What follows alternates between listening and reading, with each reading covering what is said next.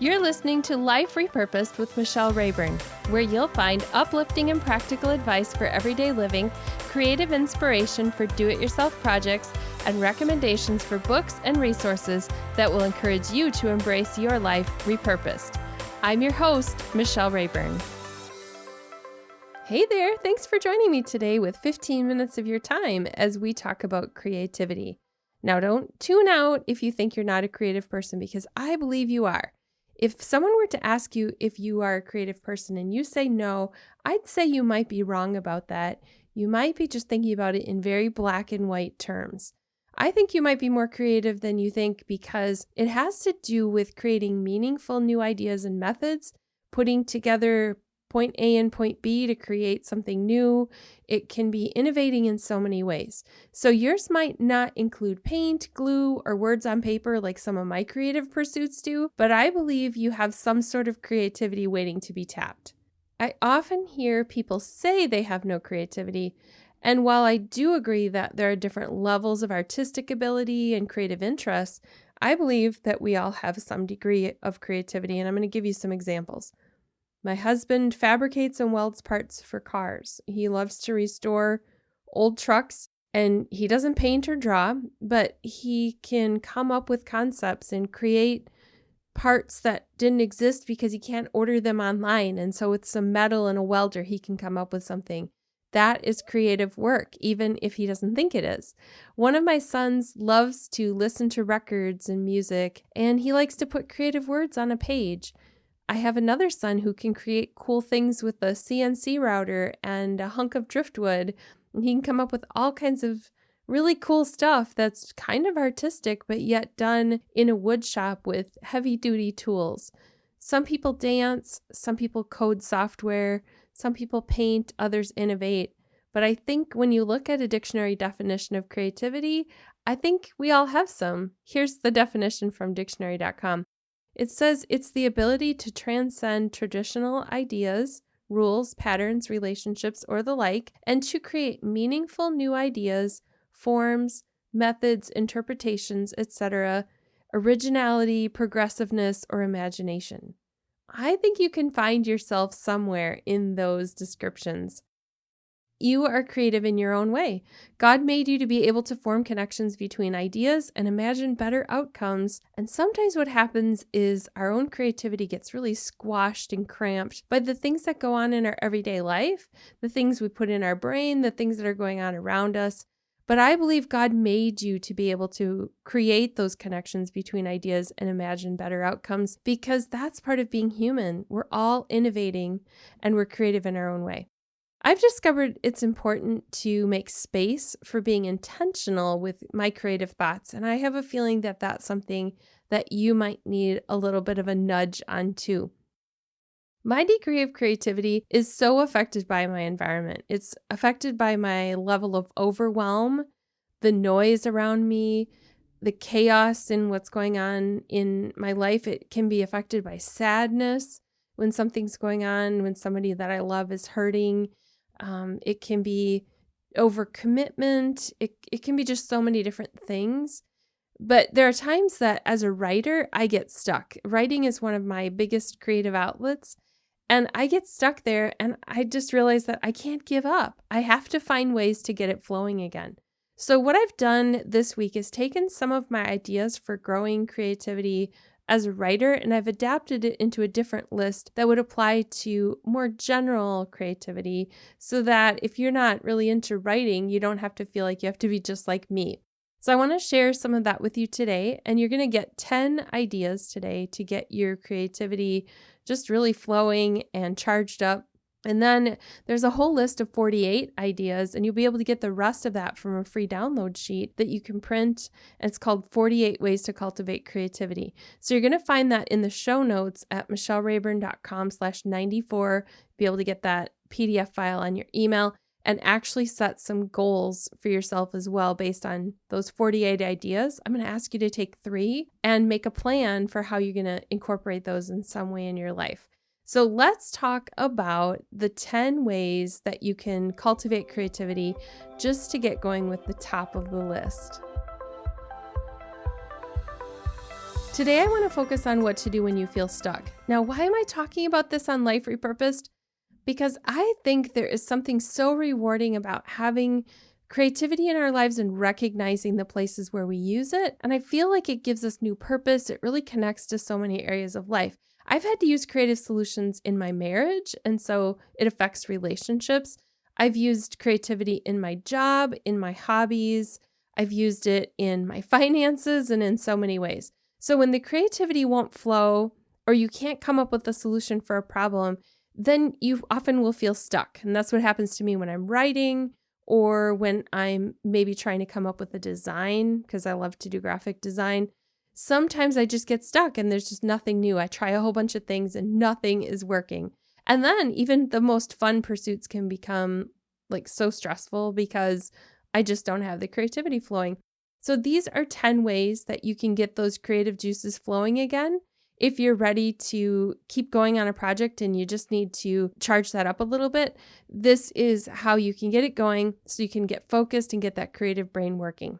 So let's go through this list of 10. And like I said, it's actually a list of 48. So you'll have to get the rest another time because otherwise we'll be here all day just having me run through 48 ways that you can be more creative.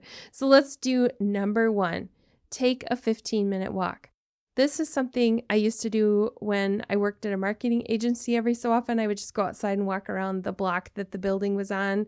I didn't do it often enough. There are times when, we try to muddle through and we don't realize that just taking that 15-minute walk resets your brain, gets you feeling like you're in a different space, and you can come back and tackle something. I do this when I'm writing. There are times when I've done like a writing retreat where I go away and do some writing and I get to a place where I'm just stuck. And that 15-minute walk doesn't always include being outside because sometimes the weather doesn't cooperate. It could be actually taking a walk downstairs to throw something in the laundry and then back up. And, it could be just a little stroll around the house. So it's just a break and movement, getting my body moving in some way. Okay, here's number 2. Set the timer for 10 minutes and clean one area of your desk or workspace. This is something that I do if I find that creativity is not flowing and I'm looking at all the things around me. Whatever's in view looks like work to me, like there's something that needs to be cleaned up or put away. Now, I tend to try to keep my office super clean because I work from home. I'm a freelancer, but there are times when clutter starts to pile up and that really affects my creativity.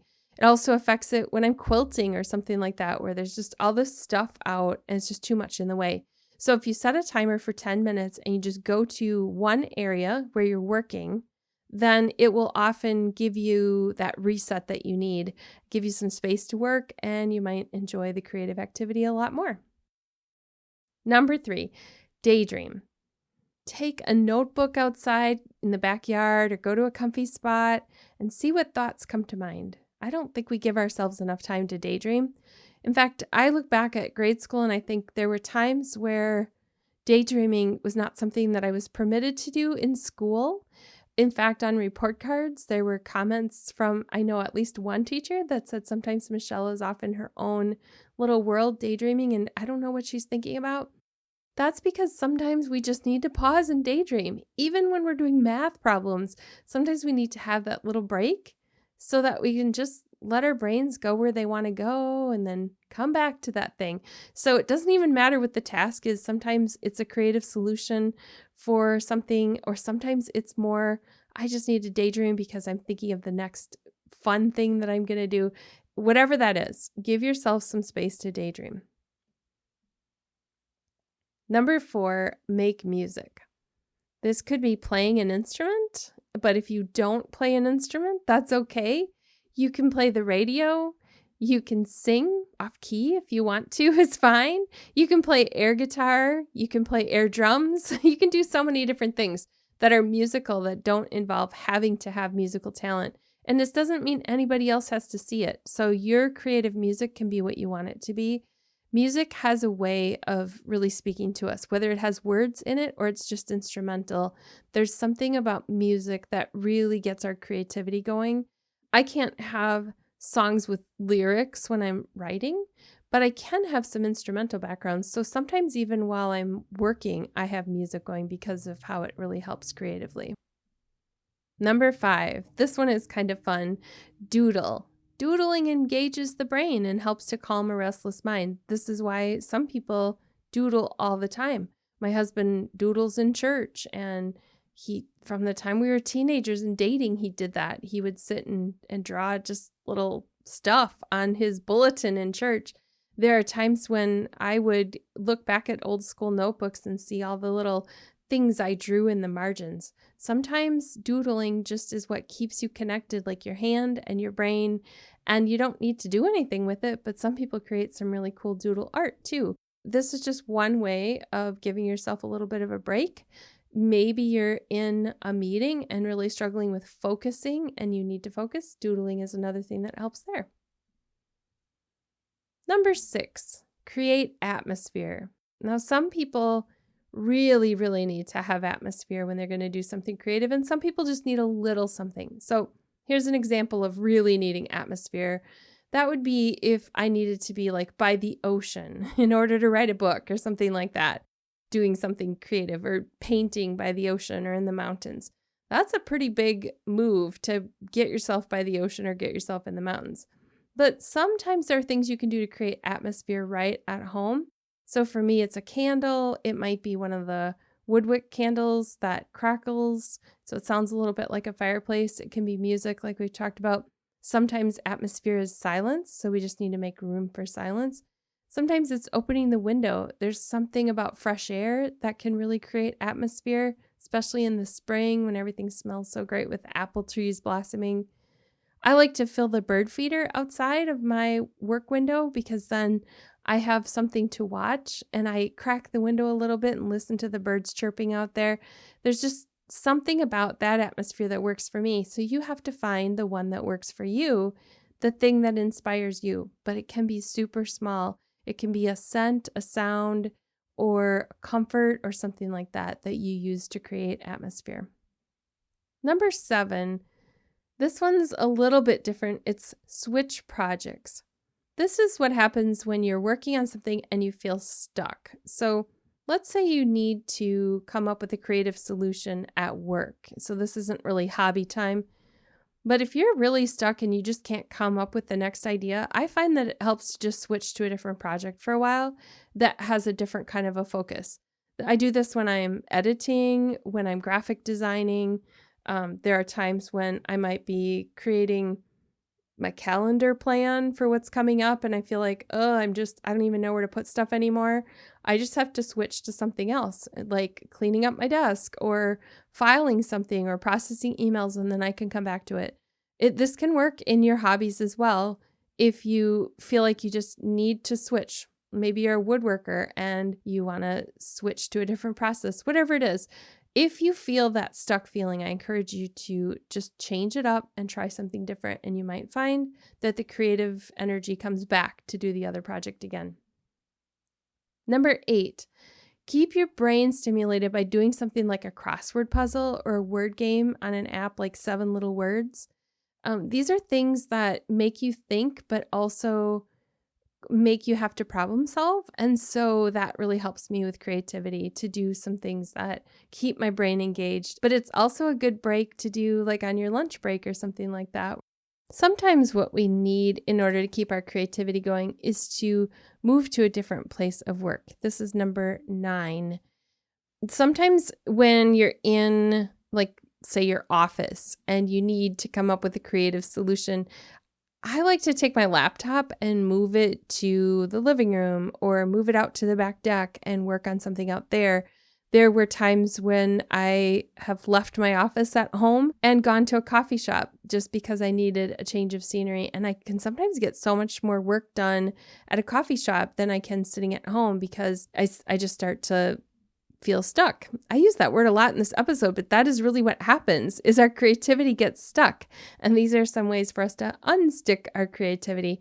This is something that works too if you're having to prep for, say, an event you're going to speak for or an event you're going to coordinate. You could do some of your planning somewhere else because you just need to get a change of scenery. And so it works. It really does work to come up with those creative ideas. Sometimes it's the library if you need something quiet. Like I said, sometimes it's outside. So move to a different place to work. And number 10, the last one, give yourself a deadline and ask someone else to hold you accountable to it. So one of the things that I have found when it comes to even creative things is that there are times when if I have no deadline, I just leave it for another time. So someday I'm going to work on this hobby. Someday I'm going to get that project done. Someday. If I give myself a deadline and I tell someone else about that deadline, it helps me, especially as a writer with working on a book. That is something that's often squeezed in between other work time. And so that's an example of something where having a deadline really helps. If you're a quilter, you know that having a deadline of, say, an event really helps. If you're trying to make a quilt for somebody's baby or wedding, you know that you're on a deadline and you know that it works. And so it doesn't always matter if the creativity shows up. You have the work to do and you just do it, and the creativity comes along behind. And that's the idea of just doing it, is that when we get ourselves engaged in a project, then our brain starts to catch up a little bit and the creativity starts to flow. So that is 10 different ways. I want you to think about like what's going on in your life where you need to use creativity. I can't possibly know everybody's situation, but for some listeners, it's going to be something that you need to do as a mom. For some of you, it's going to be something you need to do at work. Maybe it's in your downtime, your hobby time. Maybe it has to do with a new skill that you're learning and applying. Whatever it is that you need to have a extra dose of creativity for, I want to cheer you on and say, you can do this. I believe you have the creative energy within you. I believe you have the creative talents and gifts and abilities and all those things that you need. And so I'm here to cheer you on and push you to believe that every person was created with some degree of creativity and that you can apply it to whatever you're working on, whether it's your hobby, your work, or anything else in between. Today's resource is the 48 Ways to Cultivate Creativity sheet that I put together for you. It's a simple resource. It's just a list of 48 different things. We talked about the first section of things to do when you're stuck, but beyond that, it talks about habits. It talks about excuses and how to put those behind you. So there's 48 different things there that have to do with cultivating your creativity. And like I said, we just did the first part. We only talked about what to do when you're stuck. That is not what the whole worksheet has to do with. At the end, there is a worksheet that you can fill out. It's basically just some notes for you to say, hey, these are the 3 things I would like to try. These I think could help me in my own creative pursuits. And there's a spot for you to put a date for where you're going to put that on the calendar so that you can do it. So if it has to do with creating atmosphere, when are you going to create that atmosphere? What are you going to do? Do you have to buy something? Do you have to get some candles? Do you have to make a playlist? Do you have to get a bird feeder? Like I mentioned, a bird feeder. Do you have to get more light in your room? Whatever it is, put a date on the calendar. This is when I'm going to set up the environment and set up the atmosphere. If I'm going to do crossword puzzles as a way of keeping my brain engaged, do I need to get a crossword puzzle book or an app? You get the idea. So you'll want to take an action step, and only you know what that action step is. So I want to make sure that you have that opportunity. So you can find that by going to the show notes at michellerayburn.com/94. And there's an email box. You can just fill that in and you'll get that PDF to your inbox, and you can print it or just use it on your computer or your device, whatever you wish. You can just print the last sheet if you want to use that in your journal, or just write in your journal. Don't even use the sheet. So it's totally flexible and up to you, but you can get 48 ways to cultivate creativity by signing up there. So that's all I have today. I'm going to be back next week with another guest interview and continuing some of those interviews from the Life Repurposed book and all of the ways that God has repurposed the lives of the women who tell their stories in that book. So please do tune in next week to hear another story. You've been listening to Life Repurposed with Michelle Rayburn. Check out tips, resources, and inspiration at michellerayburn.com. I'd love it if you would subscribe to the podcast on your favorite platform, Apple Podcasts, Google Play, iHeartRadio, or Spotify. I'd also love it if you would like, review, and share the information about this podcast with your friends. Thank you so much for listening.